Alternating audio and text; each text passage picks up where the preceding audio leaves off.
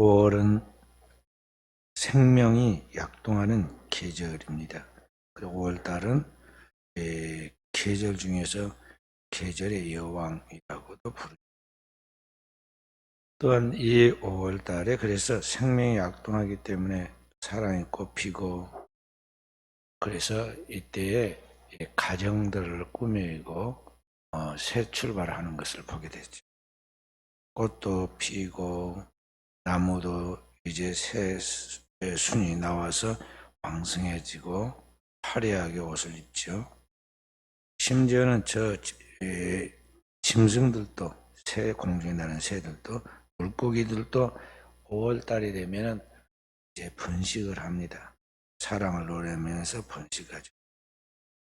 어제 저녁에 제가 을 다 준비하고 저녁밥을 먹고 이틀 만에 운동을 나갔습니다. 혼자서 호반을 지나 육교를 건너려고 하는데 어떻게 개구리 우는 소리가 그 철길 밑에, 육교 밑에 그 논에서, 로타리 쳐놓은 그 논에서 그 개구리가 우렁차든지 제가 한참 서서 들었습니다. 야, 기차가 지나가고 그런 시끄러운 데인데도 개구리 소리가 저렇게 왕성하게 소리가 들리는구나. 저는 발걸음 옮겨서 신대에서 광양으로 넘어가는 그 철길을 또 쭉 따라 걷는데, 또 한참 가다 보니까 배밭이 보이기 전에 거기 논이 있는데, 그 논 또 우측에는 밭이 있는데, 논밭에서 개구리들이 또 얼마나 아주 왕성하게 부르짖는지 몰라요. 그래서 제가 또 한참 들어서, 야, 개구리 소리가 이렇게 크게 들릴 수도 있구나. 여기가 그래도 도시인데 도심에서 이렇게 개구리 소리가 크게 들리대. 아직도 우리나라 생태계는 그래도 살아있구나 한 것을 느꼈어요. 개구리들이 이제 한 계절 살다 가는 이 개구리들인데도요, 그 때가 되니까 이제 왕성해져 가지고 암컷과 수컷이 서로 사랑을 노래하고 서로 짝을 부르는 것이거든요. 그러면서 저렇게 왕성하게 생명이 약동하고 사랑을 나누어서 다음 세대를 이어가는구나. 미물 속의 짐승들도 다음 세대의 생명을 이어가기 위해서 저렇게 힘차게 울고 짝을 부르고 또 그렇게 사랑을 나누면서 생명을 이어가는 것을 보면서 오늘의 우리 시대에 우리 인간에 대해서 생각해 봅니다. 이런 모든 동식물을 다 우리에게 주시면서 나는 만물을 다스리고 정복하라 그랬고, 하나님의 그 모든 영광을 드러내도록 오늘 우리를 이 땅에 하나님이 보내실 때 하나님의 형상과 모양으로 이 땅에 하나님의 영광을 드러내도록 보냄을 받은 자들이거든. 그렇기 때문에 오늘로서는 우리가 하나님 앞에서 그 하나님이 우리에게 주신 하나님의 뜻, 하나님의 꿈을 이루어가는 것이 오늘로서는 우리 그리스도인들, 이 땅에 있는 하나님의 청지기인 우리에게 주신 하나님의 사명인데, 과연 오늘 우리가 그런 하나님의 뜻을 알고 하나님이 우리에게 주신 그 꿈을 성취하기 위해서 오늘을 살아가고 있는가 생각해 볼게요. 그러한 하나님의 성령이 우리에게 주신 것을 깨닫고 그 꿈을 위하여 살아가도록 지음받는 우리가 과연 그렇게 살지 못하고 땅 위에 있는 것이 전부인 것 같이, 생존에 있는 것들이 가장 큰 것 같이, 무엇을 먹을까 마실까 입을까에 대하여 그것 때문에 전전긍긍하고 시시비비를 가리고 고소 고발하고, 그게 풀리지 않아서 나중에 감정이 치우쳐서 살인을 하고 수없는 그런 좋지 않은 이야기들이 국내 국외까지 계속 나타나지 않아요. 이 땅에 존재하는 사람들이 하나님의 뜻을 알지 못하니까, 주님의 그 거룩한 우리를 향한 축복과 그 거룩한 계획들을 모르니까 스스로 자신이 생각하는 게 전부인 줄 알고 그 땅에 있는 것을 좀 더 많이, 좀 더 확실하게 자기가 소유하려고 그렇게 하는 것이 결국엔 자기가 인생을 망치고 운명을 망가뜨리고 자손 대대에 그게 부끄러운 오역의 역사를 남기는 것을 바라봅니다. 그래서 오늘을 사는 우리 그리스도인이 정말 하나님을 믿는 사람으로서 분명한 하나님의 세계에 대한 확실한 청사진, 하나님의 세계에 대한 것들에 대한 이해, 그 하나님이 창조한 그 세계의 섭리를 따라 살아가려고 하는 그 하나님의 가치관을 분명하게 하고 오늘을 살아야 하는데, 현대 크리스찬들이 과연 그런 영적 신앙과 영적 삶을 살아가고 있는가 생각해 볼 때요, 너무나 오늘날 우리의 신앙이 하나님의 말씀과는 동떨어져 있는 수준 낮은 삶을 살아가고 있는 게 사실입니다. 인간은 마치 바벨탑을 쌓고 스스로 하나님의 위치에 도달할 것 같이 그렇게 어리석은 짓을 하다가 망했듯이, 우리 인생들이 지금 뭐 공부한다고 학교를 다니고 또 뭐 과학과 의학과 문명과 문화의 발달을 통해서 인간이 그럴듯하게 화려하게 잘 사는 것 같지만은 사실 이것은 껍데기가 그렇다는 것이고, 그 근본적인 인간의 삶에 있어서 내용을 보면요, 한치도 한 걸음 앞서가지 못해요. 과거보다도 더 생각이 깊지 못하고 옛날 사람들의 그 삶의 그러한 자세보다도 더 흐트러져 있는 오늘의 현대 사람들의 삶의 모습을 보여주고 있다는 것이죠. 그래서 오늘 인간들은 스스로 자기 자신에 대해서는 똑똑하고 옳고 대단한 것 같이 자신에 대하여 그렇게 자신을 착각하고 살지만은, 인간의 삶은 하나님 앞에서 구원받을 만한 희망이 있는 그런 모습이 단 1%도 없고, 과거나 현재나 계속해서 전적으로 타락한 부편죄인들의 모습으로서 하나님 앞에 구원에 이를 수 있는 사람 단 한 명도 없는 그런 불행한 인생을 살아가고 있다는 것이죠.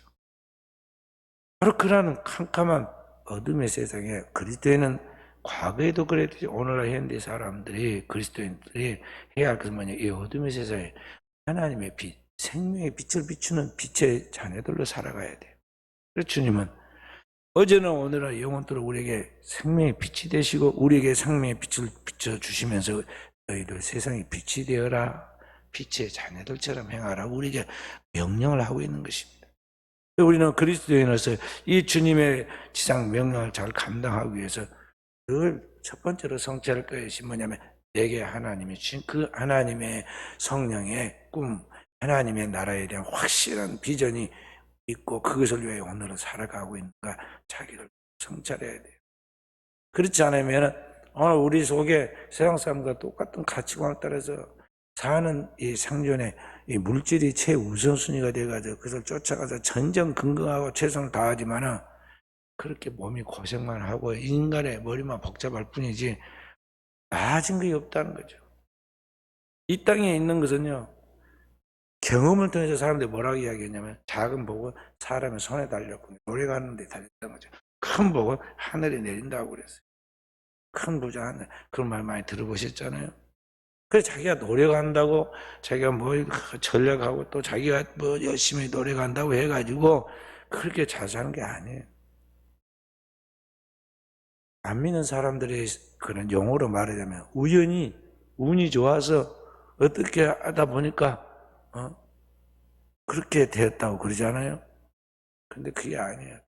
위로부터 하나님이 허락하셨게 되는 거예요. 그리스도는 어떤 사람이냐면 하늘로부터 하나님께서 내리신 그 축복을 받은 사람으로서 근거 있는 하늘의 신령한 복과 땅의 기름진 축복을 이미 그에게 허락하여 소유한 자로서, 그래서 우리가 믿음으로 말하고 그것을 쟁취하면서 살아가는 사람들이에요. 그래서 그 축복을 받으려면 우리가 하나님의 그런 청사진, 하나님의 계획, 하나님의 비전을 분명하게 알아야 하고 그런 것들을 믿음으로 말해야 하고, 그것이 예언이에요. 그리고 그 믿음의 말씀을 따라 나아가면 하나님이 역사하셔요. 세상 사람들이 보기에 운이나 그냥 우연이 된 것 같지만은 하나님이 그에서 이미 정해놓은 하나님의 그 법칙에 따라서 된 것이에요. 그래서 진정한 크리스찬은 성경에 뭐라고 해서 들어오며 나가며 복을 받고, 내 떡반죽 그릇, 그러니까 식탁이 복을 받고, 어떤 사람은 식탁에서 음식을 잘못 먹어갖고는 거기에서 뭐 식중독이 걸리거나 그것 때문에 죽기도 하고 그러잖아요. 하나님 그렇게 축복하신다는 거죠. 그리고 그 산업에 울타리를 쳐서 안에 보호해 줘가지고 그 모든 곡식이 기한 전에 떨어지지 않게 하고, 그러니까 그 하는 일이 자칫 잘못되어 가지고 어떤 큰 파탄으로 문제를 일으키지 않도록 하나님이 보호해 주신다는 거예요. 그리고 내 자녀들이, 그리고 짐승의 새끼까지도 하나도 낙태하는 일이 없게 해준다. 그 말은 거의 생명에 손실이 없게 만들어준다는 거예요. 근데 우리 그리스도인은 그런 하나님의 분명한 하나님의 약속, 근거가 있는 축복을 가지고 있는 사람으로서 그 말씀 있는 믿음을 가지고 오늘을 살아가야 하는데, 그것이 바로 그리스도인이 하나님의 성령으로 우리에게 보여주는 하나님의 그러한 꿈이에요. 그 꿈을 가지고 오늘을 살아가는 그리스도인이 돼야 한다는 것이죠. 되지도 않은 이상한 복권이나 어디 당첨이 돼가지고 그런 요행만 맨날 생각하면 안 돼요. 복권 당첨된 사람들이 있기는 있어요. 근데 다 도박한 사람들 심리가 뭐냐면요, 그 많은 몇 천만 분의 일의 그 확률에 오늘 내가 어쩌면 될 수 있다는 그런 자신에 대한 지나친 그런 희망을 가져요. 그럼 그런 기계 만든 사람이 복권이라든지 저기 그 도박장에 가면은 그 카지노라든지 뭐 이런 도박장에 가면 그런 기계를 만드는 사람들이 아무나 그냥 그날쯤에 그렇게 잡아당기거나, 지금은 잡아당기가 없더라고요. 이제 지금 다 이렇게 버튼을 쳐 가보니까 그렇게 하는 건데, 거기에 그렇게 해가지고 뭔가 탁탁 될 것 같으면 다 망해버릴 건데, 그렇게 해놨겠어요? 몇 천만 분의 일 확률 하나씩 어찌됐든 된 사람 그래도 있긴 있어요. 그걸 놓고 지금 하는 건데 그게 자기가 될 것이라 그렇게 희망을 갖는 거예요. 제가 이번에 카지노에 갔는데 2번 갔어요. 라스베가스 카지노가 있고 저기 라플리라는 그 콜로라도 강이 흐르는 거기에 또 호텔에는 전부 다 그게 싸요. 왜냐하면 거기는 숙박비를 안 받아요. 아주 거기서 들어와서 이것만 하라 이게요 지금. 그러니까 거기 그 숙박비 싸니까 보통 그게 단골들은 안 받아. 그러니까 그 숙박비 싸니까 거기를 꼭 정해가지고 카운터도 없어. 그러니까 어쩔 수 없이 그게 1층이 기니까 말이야 가서 들어갈 수밖에 없어. 그래서 이제 우리가 들어가서 30년 전, 20년 전 어떻게 달라졌는가 구경 삼아서 다른 분들이 다 가니까 같이 갔습니다.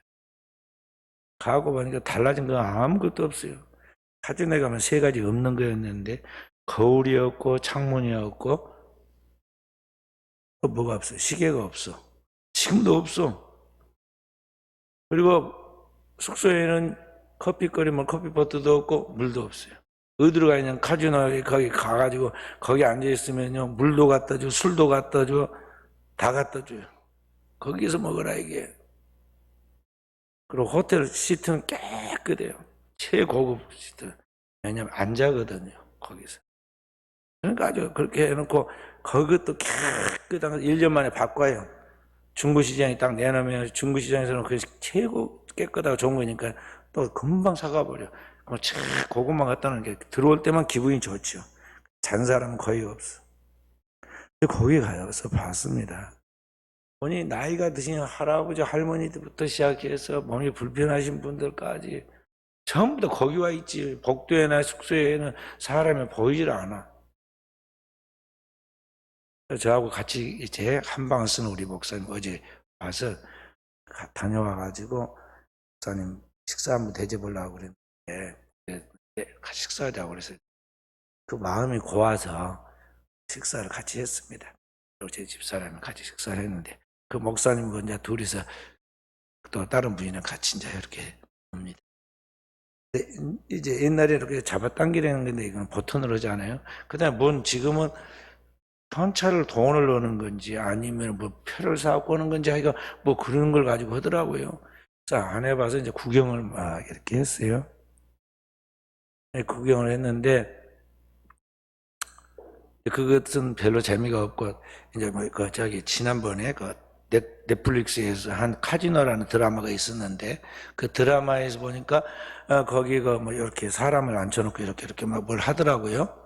그 한 것이 있어서 이제 이번에 그걸 구경을 했습니다. 다 구경을 했는데 우리 같이 있는 목사님 머리가 좋아요. 그래가지고 우리는 하지는 않고 구경만 한다. 그랬거든. 그러면 얼마나 우리가 확률이 높은가 보자 그랬더니 우리가 해보니까요 나는 잘 모르겠더라고요. 근데 그 목사님 똑똑해가지고, 젊은 목사님 똑똑해가지고요. 계속 목사님, 이번에는 뭐가 나올 겁니다. 뭐가 나올 겁니다. 근데 50%를 맞히더라고.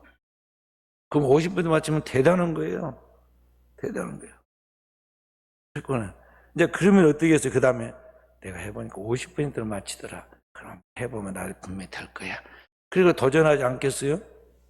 100달러 놓고, 딱, 근데 보통 이제 100달러 놓고 보니까 이렇게 100달러씩 이렇게 한 것 같더라고요. 그래갖고 걸려야 되는 거예요. 그러니까 이 도박하는 사람들의 심리가 다 뭐냐면 그 많은 운 좋은 사람 중에 내가 될 수가 있다. 그런 희망을 갖고 거기에 다 붙어서 저녁 내 전부 다 거기다 돈 투자를 하고 그리고 거기에서 돈 다 잃어버리면 어떻게 될까요? 세상을 다 잃은 것이 되잖아요. 그러니까 자살을 해. 가정에 있는 모든 호텔의 창문은 3분의 1도 안 열고 요만큼만 바람만 들어오게 해놨어. 뒤에 딱 막아버렸어. 그건 뭐냐, 뛰어내릴까 싶어가지고. 그러니까 인간이 그런 쓸데없는 그런 땅에 있는 것들에 대한 집착과 욕망, 애착 이런 것들이 전부인 줄 알고 거기다가 올인하는 거예요. 그래서 눈에 보이는 것, 현상적인 것, 땅에 있는 물질 이런 것들에 대해서 또 그 중심에는 뭐가 있냐면 자기 자신이에요. 자기가 최고이고 자기가 행복해야 하고 자기의 세계가 이루어져야 한다는 거죠. 그래서 자기의 세계, 자기의 왕국을 꿈꾸고 자기가 신이 되고 우상이 돼요. 자기가 왕이 되는 거죠. 그렇게 해서 자기를 숭배하는 거예요. 그러한 시대 속에 살아온 그 삶의 결론은 뭐냐면 허무함, 그리고 거기에서 오는 것은 공허함, 그리고 그런 것들의 삶 속에서 자기 꿈대로 되지 않은, 자기 계획대로 되지 않은 것들에서 오는 좌절, 그러한 우울감, 그런 것들을 견디지 못한 상태로 이제 사람이 그걸 견딜 수가 없으니까 그 순간을 벗어나려고 하는 그런 하나의 일탈의 행동들이 다른 게 뭐예요? 술을 먹죠. 술로도 해결이 안 되니까 그 다음에는 마약에 손을 대는. 그리고 또 다른 어떤 것들에 대한 그런 괴로움을 풀어가려고 하는 술을 먹고 나와서 판단력이 흐려지니까 나타나는 것이 이제 성적인 또 타락이에요. 그렇게 해서 이런 것들이 거의 하나의 그 함께 어우러지는 그러한 그 프로그램처럼 돌아가는 것이죠. 세상의 만사가 지금 그렇게 돌아가고 있어요. 발달된 문화과 문화의 그 화려함 속에서 오늘날 현대인들의 삶은 그렇게 점철되어 가고 있다는 거죠. 그리고 그때 가서는 견딜 수 없는 그 공허함을 스스로 자살하거나 다른 사람에 대하여 분노를 쏟아내가지고 살해하거나 그런 일들을 계속해서 역사는 반복되고 권력을 가지고 있는 큰 힘 있는 사람은 전쟁을 통해서 다른 나라를 침략하거나 학대하는 거예요. 자, 그런 세계 속에서 그리스도인은 뭐냐? 눈에 보이는 것은 잠깐 있다가 사라지고 소멸하고 내 인생도 이 땅에서 사는 그 세월이 길지 않다는 것. 그래서 우리는 이 땅만이 아니라 영원한 세계까지 나아가야 하는데 그 영원한 생명을 가지고 영원히 행복하게 살 수 있는 길이 무엇냐에 대하여 그것을 성경이 우리에게 계시해 주고 그 하나님의 성경을 또 우리에게 확실하게 믿게 해주는데 하나님의 나라를 미리 보여주고 미리 믿게 해주는 그게 뭐냐면 성령의 환상이에요. 그래서 하나님의 은혜를 받으면 성령으로 말미암아 젊은이들은 환상을 보고 요한계시록에 사도 요한은 반모섬이라는 섬에서 갇혀 있었지만 이미 하나님의 나라의 청사진을 하나님의 환상으로 다 성령으로 보잖아요. 그리스도 이전부터 그리스도의 그 구속의 사건, 그리스도 이후에 그래 영원한 사건에까지 그리고 그리스도의 재림과 함께 그 이후에 이 땅에 벌어질 천년 왕국과 또 새하늘과 새 땅과 새 예루살렘과 영원한 세계에 그런 것을 다 동시적으로 봐요. 그래서 그 영원한 세계를 믿음으로 말해놓은 게 요한계시록이에요. 그리스도인은 뭐냐? 바로 하나님의 성령으로 동일한 하나님의 꿈을 우리가 가지고 오늘을 살아가는 사람이라는 거예요. 그리고 그 꿈을 가지고 우리가 믿음으로 말하면 하나님은 그 말씀을 이루어 주시죠. 그래서 너희 자녀들은 예언할 것이요. 하나님의 꿈을 그대로 우리가 믿음으로 말하는 거죠. 왜냐하면 입술의 열매를 짓는 하나님께서 그 자녀가 믿음으로 말하는 것을 결코 간과하지 않고 그래서 그대로 기억해서 그 말을 이루어 주신다는 말이에요. 입술의 열매를 지어 주신다. 내 말이 내 귀에 들리는 대로 내가 내게 행하리니. 하나님 그렇게 하시는 하나님. 그 다음에 하나님 그 말씀을 이루기 위하여 하늘과 땅의 징조를 그대로 이루으셔요. 마치 모세가 이스라엘을 애굽에서 구출하게 날 때 모세가 믿음으로 말한 것마다 역사가 이루어지지 않으면 물이 되어야 피가 되리라. 그러니까 말이야 나일강 전체가 피가 되고 또 어떻게 해요? 채를 한 줌 들어가지고 공중에 날리면서 이가 되리라 그러니까 온 애굽 땅에 이가 들끓고 그런 역사가 일어나듯이 하나님의 징조와 표적들이 기적들이 그 믿는 자에게 따르는다는 것입니다. 주님은 말씀하시기를 마가복음 16장 17절 18절에 나를 믿는 너에게 이러한 표적이 따르리니 너희가 내 이름으로 귀신을 쫓아내며 그랬잖아요. 그런 표적과 기적들이 진정으로 믿는 하나님의 백성들에게는 그 역사가 나타나는 거예요. 그래서 그 꿈이 현실화된다는 것입니다. 그리고 오늘 우리 당대로 끝나는 게 아니라 젊었을 때 가진 환상이 그 당대에 잘 이루어지지 않죠.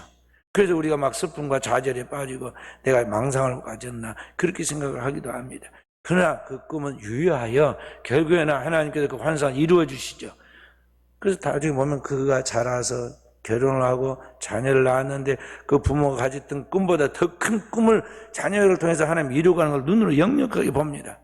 그래서 하나님이 내가 하나님의 성령을 가졌던 그 꿈을 그 자녀를 통해서 이루어 가신 걸 보면서 하나님의 꿈이 너희 늙은이는 꿈을 꾸리라는 말씀처럼 꿈이 이루어진 걸 보게 되는 거죠.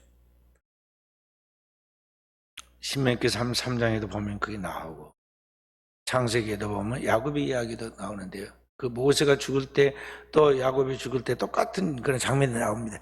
야곱이 12아들을 다 불러놓고 하나하나 다 예언을 해요.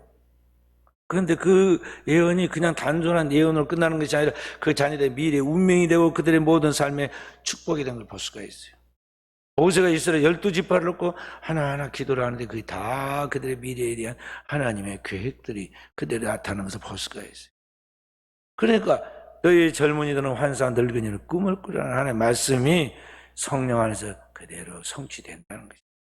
그래서 우리는 하나님 앞에서 하나님이 내게 주신 꿈이 무엇인가를 물어야 하고 그 꿈을 붙잡고 가야 합니다. 그리고 그 꿈이 이루어질 것을 믿고 오늘을 믿음으로 살고 믿음으로 담대하게 선포하고 그 믿음을 따라 행동해야 한다는 것이죠.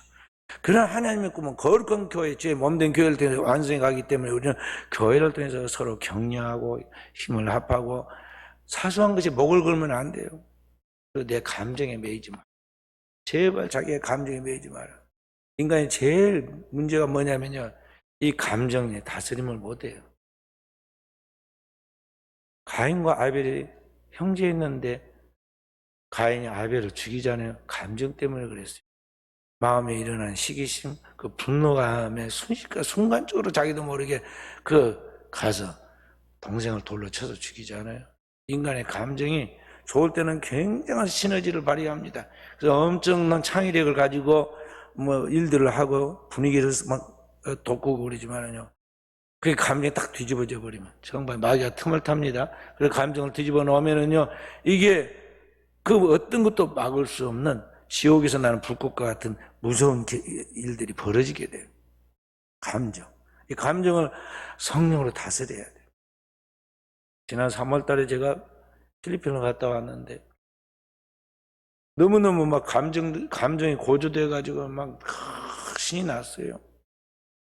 그래가지고 거기 같이 갔던 분들이 서로 앞다투어서 유머를 자랑하고 짬짬이 차 타고 다니는 시간에 유머를 자랑하고 서로 분위기를 막 고조시킵니다. 그런데 내가 기도하는 사람이라 뭔가 안 기뻐요. 또 내 회장이잖아요. 끝까지 잘 끌고 돌아와야겠는데 그 모임은 저게 뭔가 지금 인간적인 방법으로 분위기를 띄우고 농담을 막 하면서 재밌게 하는데 뭔지 하나님 백성답지 못해요. 특히 주의종들이 있는 자리에서 그런 말하는 게 덕이 안 돼. 특스럽지 못하는데 왜 저럴까 그랬어요. 나중에 어떻게 됐을까요? 마지막 판에 다 일을 끝마쳤는데 할 일은 끝마쳤는데 마지막 돌아올 때 말이죠. 감정이 뒤집어져 가지고 정말 어이도 없어. 뭔 족구 시합을 했는데 아이스크림을 안 샀다는 둥 샀다는 둥 그거 가지고 자기들끼리 우리 그 회비하고 후원에 싸움이 났어. 자기들끼리 그 축구하는 사람들끼리 우리 회비의 부회장이 내가 안 나서니까 내가 공을 안 쳤거든요. 그날은 전날은 찼어. 족구를 했는데 그날 막상 게임한 날은 내가 안 했어요. 왜냐하면 선교사님이 한 분 찾아오셔서 그분하고 이야기하느라 내가 안 들어갔거든.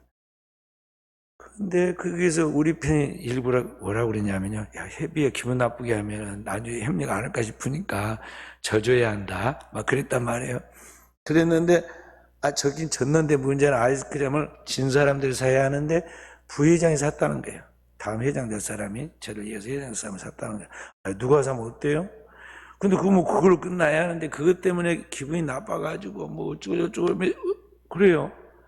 그래서 나중에 돌아올 스케줄에 같이 이렇게 이제 돌아오면서 쇼핑도 하고 거기에서 식사도 하고 그 다음에 제가 마지막에 이렇게 차를 대접하기로 했거든요. 식사를 대접하기로 했는데 식사보다 더 비싼 것이 차값이다 그러더라고. 그래서 그럼 차를 대접하겠다. 밥은 먹고 각자 이렇게 먹고 하겠다 그랬는데 완전히 분위기가 나빠져갖고 각자 도생으로 지금 그렇게 나가게 돼갖고 있어요. 그래갖고는 완전히 돌아오는데 공항에서 몇 시간 동안 아주 저녁 오후 3시부터 해서 저녁 12시까지 아무 할 일도 없이 거기서 쇼핑하고 그 공항에서 시간을 낭비하고 있는 거예요. 그래서 한마디도 말도 않고 전부 다 있고 흩어질 때는 막 각기 가버리고 그래서 제가 우리 해비 회원들만 모아가지고 제가 둘러보고 내 책임은 해비 회원이니까 마지막 공항에 와서도 마지막 짐 찾고 그 자리에서 기도하고 그렇게 보냈는데 자 보세요. 인간의 감정이라는 게 좋을 때는 막 좋아요. 간이라도 빼주고 쓸개도 빼준다고 그러잖아요. 좋을 때는. 그런데 문제는 기분이 나쁘니까 이제는 꼴도 보기 싫은 거야. 그 자리에 있고 싶지도 않아. 그래가지고는 그렇게 화목하게 마지막에 식사도 하고 그렇게 차도 마시고 그리고 좋은 결과 보고에 대한 감사도 그래 해놓고는 그게 다 무산돼 버리고 한쪽에 싫다고 그러니까 어떻게 할 거예요. 그런데 그게 뭔 큰 사고가 나서 그런 게 아니라 아이스크림을 누가 사느냐에 따라서 그 아이스크림 몇 개 사야 할 사람이 안 샀다고 그래갖고 그랬다고 그런다니까요. 그래서 내가 어이가 없기도 하고. 인간이란 그런 거예요. 아무리 성숙하고 된 것 같은 사람도 자기 안에 있는 이 감정 하나를 조절을 못하면 이런 일이 벌어지고. 가룟유다가 예수님을 팔았어요. 은30에. 근데 심리적으로 쭉 보면은요, 두 가지가 작용하는 하나는 가룟유다 마음속에 탐욕, 물질에 대한 욕망이 강했어요. 또 한 가지는 기분이 나빴어요. 자기가 예수님과 함께 기도하면서 제자 훈련을 받아야 하는데 안 받아. 이 친구는 제자들이 예수님을 따라가서 졸지만은 기도하고 있을 때 걔는 밖으로 뱅뱅 돌았다고요. 시장 통에도 가고 물건 사러 간다고 내일 먹을 음식 준비하러 가고 뭣도 봐야 한다고 돌아다녔단 말이에요. 심지어는 마지막 예수님이 최후의 만찬을 하는 자리에서도 뺑뺑 밖으로 돌아. 그래가지고 이상한 소문을 들었어요. 예수님을 팔면은 예수님이 지금 현상 수배되는데 팔면은 엄청나게 좋은 일이 생긴다고 소문을 들었어요. 그래서 그게 얼마나 좋은 일인 거고 자기가 찾아가서 자기식으로 계산했어요. 내가 너희들이 찾는 예수를 너에게 넘겨주니 얼마나 주려느냐 그랬어요. 나중에 은 30냥을 담으라 줬잖아요. 팔자로 고칠 줄 알았더니 말이에요. 은 30냥이에요. 나중에 예수님이 그렇게 무능한 분이 아니니까 분명히 마지막 판에서 기적을 보이고 역사가 바뀔 거 생각했는데 예수님이 무능하게 십자가 못 박혀 죽게 판결이 나고 그렇게 죽게 되잖아요. 자기가 잘못된 줄 알고 가룟유다가 자살을 해버리잖아요. 은 30은 저기 어디다 던져버리고 그렇게 그게 무엇 때문에 그러냐면요, 감정 때문에 그런 거예요. 예수님이 늘 제자들에게 대하여 간섭하고 예민하게 말씀하시는데 가룟 유대인은 한 번도 책망하지 않았어요. 베드로에게, 시몬 베드로에게는 예수님이 순간순간 꾸짖었어요. 믿음이 없다고. 왜 의심하였느냐고. 그런데 가룟 유다에게는 한 번도 안 그랬는데 예수님이 그렇게 한 데가 있어요. 어디냐? 마리아가 예수님의 발을 씻기기 위하여 향유를 갖다가 그 머리에 부었는데 그게 발까지 흘러내렸어요. 그리고 마리아가 눈물로 회개하면서 예수님의 발을 머리카락으로 닦고, 그리고 이제 그 하나님의 사랑을 고백하잖아요. 그걸 보고 가룟 유다가 눈이 뒤집혔어요. 나드의 향, 그 한 병이면 돈으로 계산하면요, 이게 엄청난 돈인데, 그러니까 우리 돈으로 하면 한 6천만 원 정도 되는 돈이에요. 그 평생 모아놓은 그게 결혼 지참금이단 말이죠. 아니, 한 방울만 던져도 거기에 그 방안 진동할 것인데 그걸 갖다 한 병을 미련하게 쏟아 부어버려가지고 돈을 낭비했다는 거죠. 그래서 뭐라고 그랬느냐면은 이 은을 향유를 팔아가지고 가난한 사람들이 주면 좋았을 뻔하여 톡탁 그러면서 말하니까 그 말에 충동된 제자들도 맞다, 미련한 여자로고 하면서 이거 마리아를 책망하잖아요. 근데 예수님이 뭐라고 그래요? 가만두어라. 그가 자기에게 좋은 일을 행하였느니라. 저기가 인자의 장사 지낼 것을 위하여 미리 하나님 앞에서 그렇게 쓰임 받았으니 장차 복음이 증거될 때는 이 여자의 행한 일도 기억하게 될 것이라고 축복해 주죠. 그 성경에 뭐라고 하냐, 요한복음 12장에 저는 도적이라 그 돈께에 있는 걸 훔쳐가려고 했기 때문이다 그랬어요. 그래서 주님이 다 알고 그의 그 모든 것을 간파하고 그걸 제재를 시켰잖아요. 그러니까 그때부터 감정이 상한 거예요. 가룟 유다의 마음속에. 제자들 앞에서 우쭐하고 마치 자신이 굉장히 고상하고 세련되게 지금 생각하고 말하였는데 예수님이 탁 제재를 한 걸 보고 감정이 탁 뒤집혔다고. 그래서 예수를 팔려는 생각이 들어간 거예요. 그래, 향유 옥합을 예수님께 드린 것이 요한복음 12장인데요. 요한복음 13장에 가면 보면 6월절이 딱 시작되는데 요한복음 13장 2절 그렇게 말합니다. 가룟 유다의 마음속에 마귀가 벌써 예수를 팔려는 생각을 넣은지라 그랬어요. 사단이 가룟 유다의 마음속에 순식간에 예수를 팔아야겠다, 그런 생각 집어넣었다는 거죠. 나쁜 감정 속에서 이런 사단이 격동을 하는 거예요.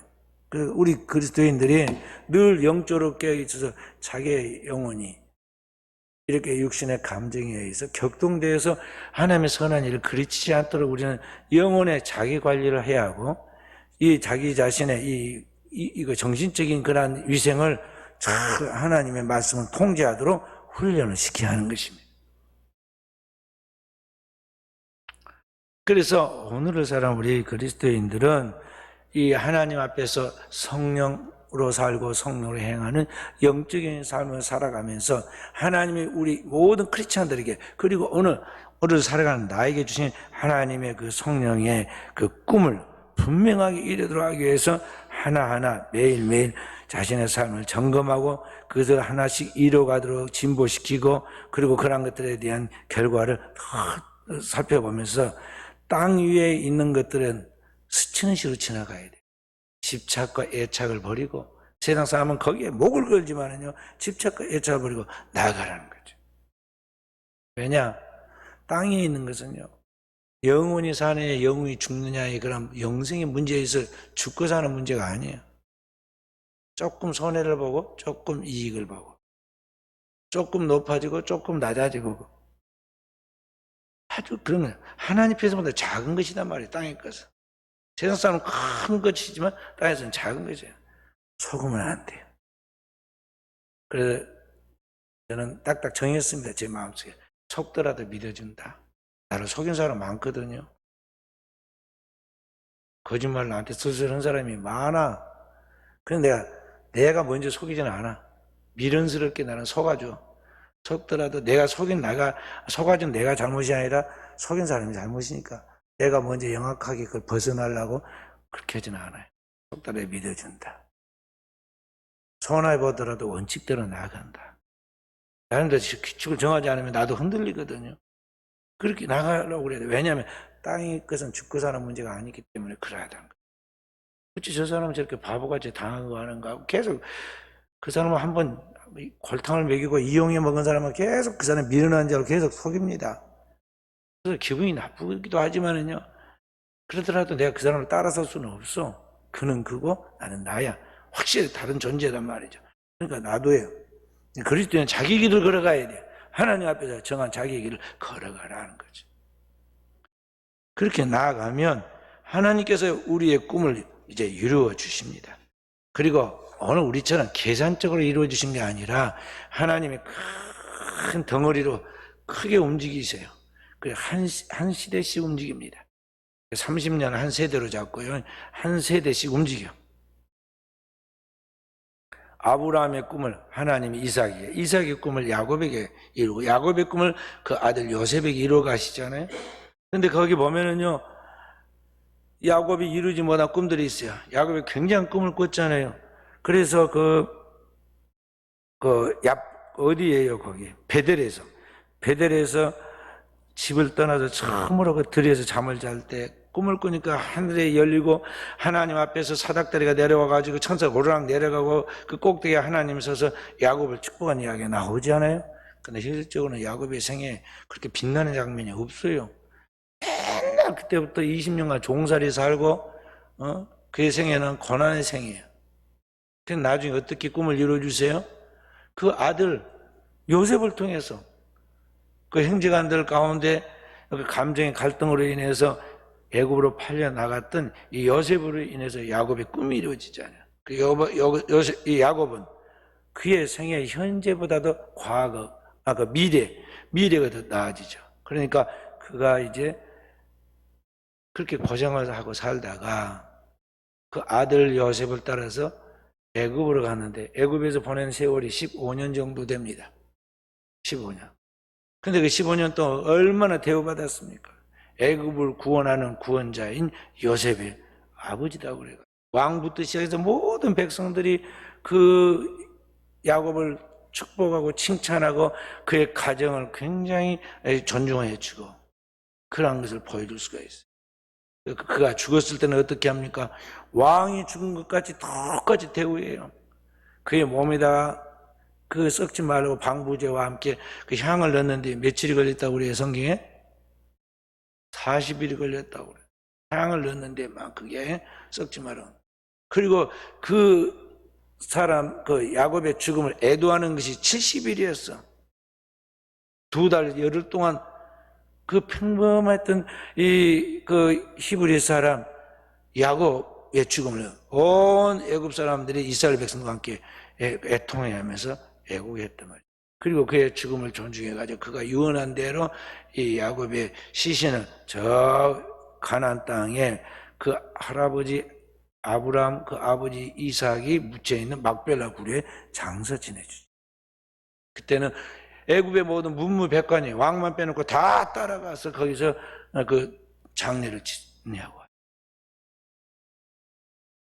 그러니까 꿈은 영원하고 하나님이 주신 꿈은 하나님이 이루어진다는 것을 보여주고 있는 것이죠. 그리고 그걸로 끝나지 않고 그 야곱의 후손 중에서 인류의 구원자인 이제 메시아가 탄생하잖아요. 그러니까 오늘날 우리가 하나님 믿는 것을 이게 어떤 하나님의 축복인 걸 우리가 알아야 돼요. 그리고 하나님의 축복을 마귀에게 빼앗기지 않도록 마귀가 어떻게 틈을 타고 들어올지는 몰라요. 그러니까 그 격동에 속지 말아야 돼요. 우리가 하나님이 주신 그 꿈을 붙잡고 오늘을 살아가면서 이 원수 마귀가 우리에게 잘못된 생각을 가지고 우리에게 비틀고도 그래서 공산주의 사상 같은 거 또 이단 사상 같은 게 그런 거죠. 이렇게 하든지 아니면 또 다른 감정을 통해서 들어오든지 또 아니면은 이 물질적인 탐욕과 이 세상의 그 물질주의의 세속주의에 빠져서 거기에 시간과 정력과 인생을 낭비하게 해서 우리의 삶을 망가뜨리든지 어떤 방식들이 다양하게 마귀가 틈을 탄다는 걸 알고 우리 그리스도인에서 저와 우리 사랑하는 성도들은 늘 깨어서 하나님 앞에서 영적인 그러한 삶의 자세를 끝까지 유지하도록 깨어있는 종들이 되어야겠어요. 그리고 자녀들에게 물질적인 축복을 그걸 복이라고 생각 절대 남겨주려고 생각하지 말아야 돼요. 왜냐하면 자신이나 아니면 자녀들에게 짐이 되지 않고 나가도록 자기 자신을 잘 관리하는 데 수준으로 끝나고 자녀들은 우리보다 100배나 잘 살 줄 믿고 오늘 우리 자녀들에게 뭘 남겨줘야 하냐면 믿음의 유산을 남겨줘야 돼요. 아브라함과 이삭과 야곱이 믿음의 유산을 남겨주었던 것 같이 오늘 이 시대에 우리는 우리의 자녀들의 진정한 믿음이 무엇인지 진정한 하나님의 꿈이 무엇인지 어떻게 하는 것이 하나님을 가장 기쁘시게 하는 삶이며 그 축복인지를 확실하게 자녀들이 그것을 보고 따라갈 수 있도록 그 믿음의 거룩한 그 생명의 유산을 남겨주라는 거죠.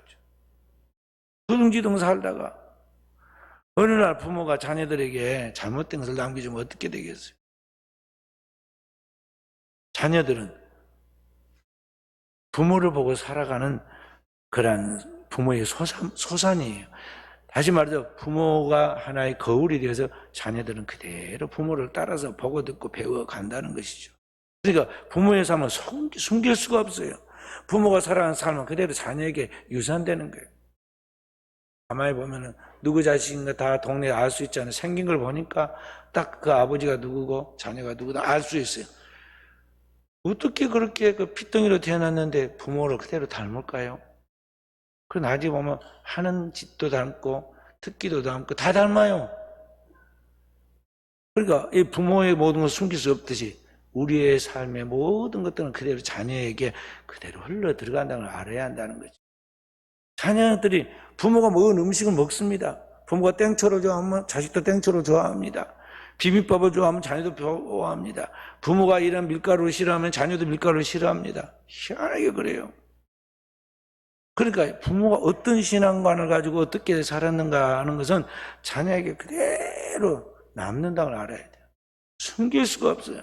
나는 비록 이렇게 영터리로 살았지만 너는 똑바로 살아라. 그게 안 되는 문제예요. 주님이 그랬잖아요. 내가 사는 것이 지옥 갈 행동을 했는데 내 자녀들은 내가 전도한 내 자녀들은 배나 더 지옥 자식 만든다 그랬잖아요. 너는 천국 못 들어간다. 그래서 천국문을 네가 막았는데 못 들어간대. 너만 못 들어가는데 네가 전도한 사람도 못 들어간다.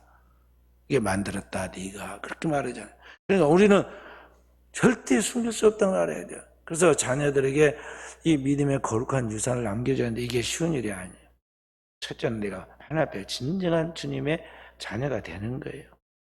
평생을 두고 내가 그리스도를 닮아가야 하고 그리스도의 생각과 사상, 그리스도의 그 거룩한 영어서에서 내가 그리스도의 분신이 되고 그 그리스도의 진정한 제자의 삶을 살아가면서 그것을 자녀들이 자연히 보고 듣고 느끼면서 따라오도록 하는 것이 오늘 우리가 자녀들이 줄 수 있는 최고의 유산이다.